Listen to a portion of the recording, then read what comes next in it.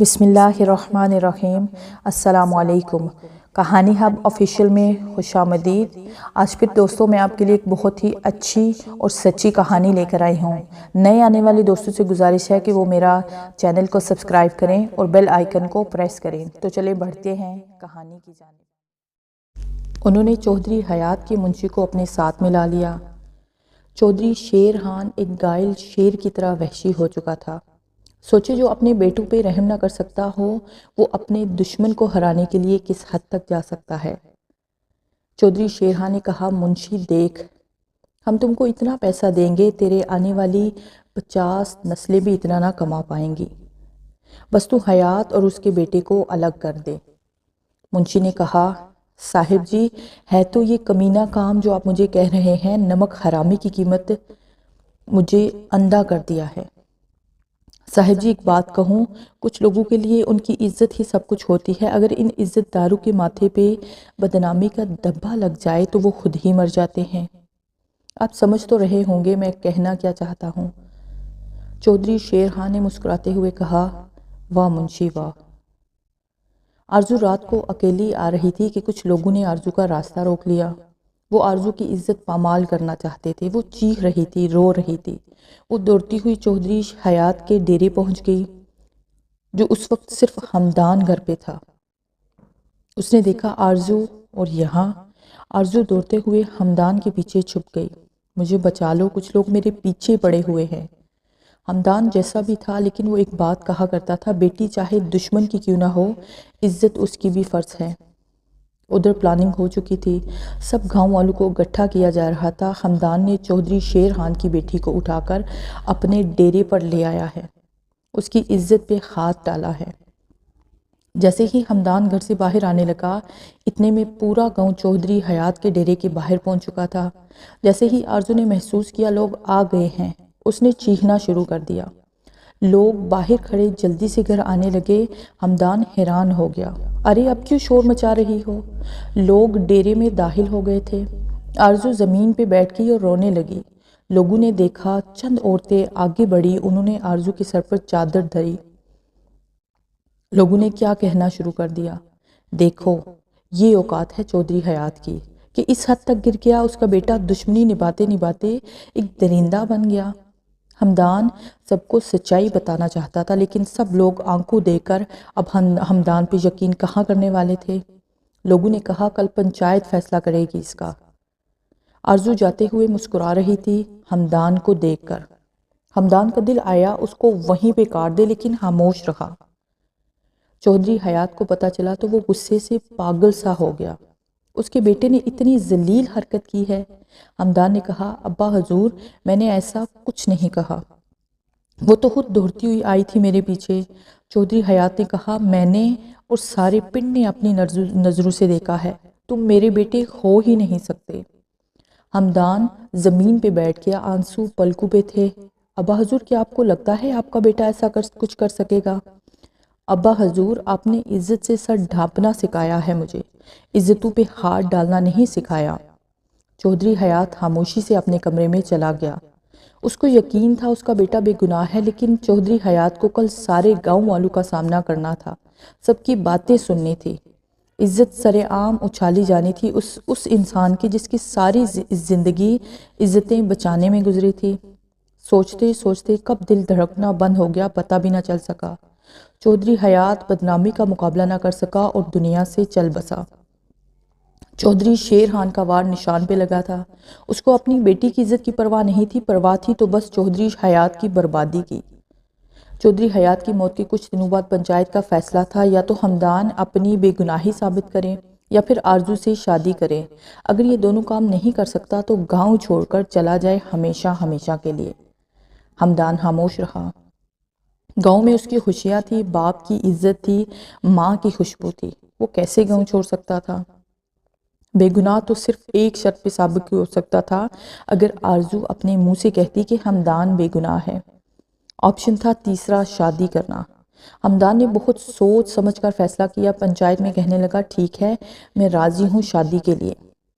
آرزو اس انسان سے شادی کرنے لگی تھی جس کی وجہ سے اس کے 4 بھائی مرے تھے، اور ہمدان اس لڑکی سے جس کی وجہ سے بدنامی کا داغ ماتھے پر لگا کر اس کا باپ مرا تھا۔ جو کل ایک دوسرے کے دشمن تھے وہ ہم سفر بن رہے تھے۔ شادی کا دن آیا، آرزو نے باپ سے قسم لی ہمدان کی موت کے بعد ہی اس گھر میں قدم رکھے گی۔ کتنی عجیب شادی تھی، پہلی شادی تھی یہ سنیا کی جس میں ایک بیوی اپنے شوہر کو مارنے کے لیے 6 کلمے اور خدا کو گواہ بنا کر قبول کر رہی تھی۔ ہمدان نے کلموں کے ساتھ آرزو کو قبول کر لیا۔ رات کا وقت تھا، آرزو کمرے میں بیٹھی ہوئی تھی، اس کو بدبو آ رہی تھی اس گھر سے۔ اس کا دل چاہ رہا تھا آگ لگا کر راکھ کر دے یہ گھر۔ اس کی پہنی ہوئی چوڑیاں اس کو ہتکڑیاں لگ رہی تھی۔ ہمدان کمرے میں آیا، بنا بات کیے بیڈ پر بیٹھ گیا۔ آرزو نے چلا کر کہا اٹھو یہاں سے۔ ہمدان چپ رہا اور لیٹ گیا۔ آرزو نے کہا تم بیڈ سے اٹھتے ہو یا میں شور کروں؟ ہمدان نے کہا شوق سے شور کرو جاؤ۔ اتنا کہہ کر ہمدان سو گیا۔ ہمدان کے دل میں ایک زہر تھا آرزو کے خلاف، لیکن نہ جانے کیوں خاموش تھا۔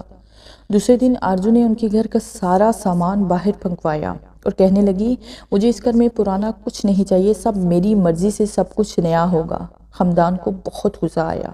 وہ آگے بڑھا، آرزو کو سر کے پیچھے سے بالوں کو پکڑ کر کہنے لگا اپنی اوقات میں رہو۔ آرزو نے مسکرا کر کہا ابھی ہی ہارنے لگ گئے؟ ابھی تو شروعات ہے۔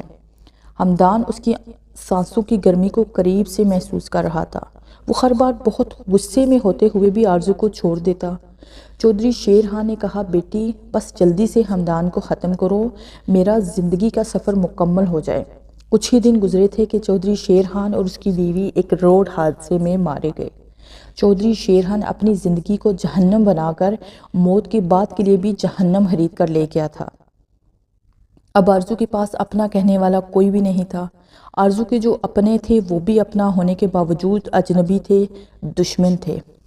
ایک رات اکیلی بیٹھی آرزو سوچ میں گم تھی۔ بچپن کی یادیں، بھائیوں کا پیار، ماں باپ کا پیار، وہ شرارتیں اور نفرت کی آگ میں سب کچھ جل کر فنا ہو جانا سب یاد آ رہا تھا۔ اس نفرت میں آرزو نے خود کو کتنا تباہ کر لیا تھا کوئی سوچ بھی نہیں سکتا تھا۔ آرزو پڑھی لکھی تھی، وہ جسے اب پیار چاہتی تھی نفرتیں بلا دینا چاہتی تھی، کیونکہ اس کے پاس اب کوئی اپنا نہیں رہا تھا۔ جانتے ہو جب انسان دنیا میں تنہا رہ جاتا ہے نا، کوئی اپنا کہنے والا نہ ہو تو انسان کے کسی ایک کے میٹھے بول پہ بھی قدم چوم لیتا ہے۔ آرزو کی بدلے کی آگ بجھ رہی تھی۔ ہمدان محسوس کر رہا تھا آرزو کی خاموشی کو۔ ہمدان 1 سال سے ساتھ تھے لیکن دونوں نے کبھی ایک دوسرے سے بات نہ کی تھی۔ ہمدان دیکھتا تھا آرزو بالکل خاموش ہو گئی تھی۔ کچھ بھی تھی آخر تھی تو ایک عورت۔ ہمدان اپنی گھر میں رکھی نوکرانی سے کہتا تھا اس کو کھانے کا پوچھا کرو، جو کہے لا دیا کرو۔ ہمدان نے کبھی نہیں پوچھا تھا کہاں جاتی ہو، دن بھر کہاں رہتی ہو، کیا کرتی ہو۔ آرزو بھی خاموش تھی۔ 1 سال سے ایک کمرے میں ہیں، پھر بھی کبھی بھی ہمدان نے مجھے چھوا تک نہیں، چھونا تو دور میری طرف آنکھ بھر کے کبھی اس نے دیکھا تک نہیں۔ ہمدان نے ایک دن کہا آرزو دیکھو میں تم کو قید کر کے نہیں رکھنا چاہتا، اگر تم طلاق لینا چاہتی ہو تو کل میں پیپر لے آؤں گا طلاق کے۔ آرزو نے کہا کہ پنچایت کے سامنے مجھے طلاق دے سکتے ہو؟ ہمدان نے خاں میں سر ہلایا اور چلا گیا۔ آرزو ساری رات جاگتی رہی، روتی رہی۔ دوسرے دن پنچایت لگی تھی، سب لوگ جمع تھے۔ ہمدان طلاق دینے کے لیے اٹھا لیکن آرزو نے کہا ہمدان رک جاؤ۔ آج آرزو کے لہجے میں محبت تھی۔ اس نے کہا میں سارے گاؤں والوں کو بتانا چاہتی ہوں کہ اس دن ہمدان ہماری عزت بچانا چاہتا تھا، لیکن میرے ابا کے مطابق وہ سب ہماری پلاننگ تھی ہمدان کو بدنام کرنے کی۔ ہمدان بے قصور ہے۔ آرزو آگے بڑھی، ہمدان کا ہاتھ پکڑا، سر جھکایا اور کہنے لگی ہمدان جو چاہے آج سزا دو، مجھے چاہو تو اٹھواؤ، تلوار سے سر قلم کر دو میرا، چاہو تو سینے سے لگا لو۔ ہمدان نفرت کی اس جنگ میں میرے پاس نفرت کے سوا کچھ بھی باقی نہیں بچا، مجھے اپنا کہنے والا کوئی نہیں ہے۔ پنچایت نے کہا لڑکی نے معافی مانگ لی، وہ اپنے کیے پہ شرمندہ ہے، چلو خدا کے لیے ہمدان سب نفرتیں بلا کر ایک دوسرے کو سینے سے لگا لو۔ ہمدان نے آرزو کی بے بسی دیکھی اور آرزو کا ماتھا چوما اور کہنے لگا ہر حال میں اب وفادار رہوں گا آرزو کا۔ گھر آ گئے، گھر کو دلہن کی طرح سجایا گیا تھا۔ ماں، ہمدان، آرزو سب بہت خوش تھے۔ رات کو آرزو نے ہمدان سے گلے میں باہیں ڈال کر کہا ہمدان تمہارے سائے میں مجھے ایک سکون ملتا ہے، ایک عجیب سا سکون۔ اس نے دودھ کا گلاس ہمدان کو دیا۔ آج پہلی بار تمہارے لیے اپنی چاہتیں اس دودھ میں بھر دی ہیں، ہمدان نے مسکراتے ہوئے ایک ہی سانس میں سارا دودھ پی لیا۔ ابھی چند سیکنڈ ہی گزرے تھے کہ ہمدان کی آنکھیں پھٹنے لگی ہوں جیسے۔ آرزو نے مسکرا کر کہا، دیکھ ہمدان، آج میرا باپ سے کیا وعدہ پورا ہوا، تم نے دودھ نہیں زہر پیا ہے۔ وہ زور زور سے ہنسنے لگی۔ ہمدان نے مشکل سے ایک سانس لیا اور لڑکھڑاتے ہوئے کہنے لگا، آرزو میرے پاس آؤ۔ آرزو خاموش ہو گئی۔ پاس ہوئی تو کہنے لگا، میرا ہاتھ پکڑو۔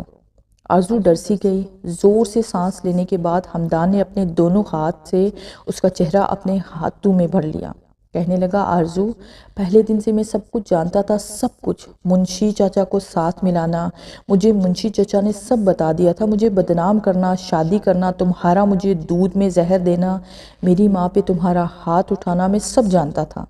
جانتی ہو، جب تم دودھ میں زہر ملا رہی تھی میں نے دیکھ لیا تھا۔ تم کو کیا لگتا ہے ہمدان اتنا پاگل ہے؟ بس اگر میں تم سے خارا ہوں تو نکاح کے وقت پڑھتے ہوئے ان کلموں کی وجہ سے، خدا کے سامنے کیے ہوئے اس وعدے سے جو تم کو خوش رکھنے کا کیا تھا، تم سے وفاداری کا قول قرار کیا تھا۔ آرزو تم بری نہیں ہو، تم بہت اچھی ہو۔ کتنا اچھا ہوتا نا میں تمہاری آغوش میں سب نفرتیں بھلا کر چند لمحے سو سکتا۔ آرزو کی آنکھ میں آنسو تھے۔ پتہ نہیں وہ ہار کر جیت گئی تھی یا جیت کر ہار گئی تھی۔ ہمدان کا جسم آہستہ آہستہ بے جان ہو رہا تھا۔ آرزو چیخیں مار رہی تھی، شاید کہ وہ آج ہمدان کو کھونا نہیں چاہتی تھی۔ ہمدان نے ہر بار وفا کی تھی۔ ہمدان چاہتا تو پہلی رات اس کو جان سے مار سکتا تھا، لیکن ہمدان خاموشی سے وفا نبھاتا رہا۔ آرزو نے دوڑتے ہوئے ڈرائیور کو آواز دی، گاڑی میں بٹھایا، ہسپتال لے گئے۔ شاید کہ ہمدان کی آخری سانسیں تھی۔ ہمدان سب کچھ جانتے ہوئے بھی خاموش رہا، اور میں اتنی نفرت دل میں کہ جسے خدا کو گواہ بنا کر قبول کیا تھا، اس کی دشمن رہی۔ وہ خدا کی طرف دیکھ رہی تھی، یا خدا ہمدان مجھے واپس کر دو، یا خدا مجھے میرے گناہوں کی سزا مل چکی ہے، میں توبہ کرتی ہوں، مجھے معاف فرما۔ ادھر ایک ہچکی تھی اور ہمدان چھوڑ جاتا، ادھر آرزو جس کی جان کی دشمن تھی آج اس کی سانسوں کے لیے خدا سے رو رو کر بھیک مانگ رہی تھی، اور خدا سکھا رہا تھا کہ نفرتیں جتنی بھی کر لو، دنیا جتنی بھی ہو جائیں، یاد رکھنا ہمیشہ جیت محبت کی ہی ہوتی ہے، انسانیت کی ہوتی ہے، رشتوں کی ہوتی ہے۔ آرزو کو احساس ہو گیا تھا اپنی غلطیوں کا۔ ہمدان کو اللہ نے زندگی دے دی۔ ڈاکٹرز نے کہا اب ہمدان خطرے سے باہر ہے۔ معجزہ ہوا کہ ہمدان زندہ رہا۔ آرزو نے سب نفرتیں بلا کر ہمدان کو سینے سے لگا لیا، ماتھا چوم کر بولی، ہمدان جنت میں اللہ ان حوروں کے ساتھ میرا بھی نام لکھ دے جو تم کو ملیں گی۔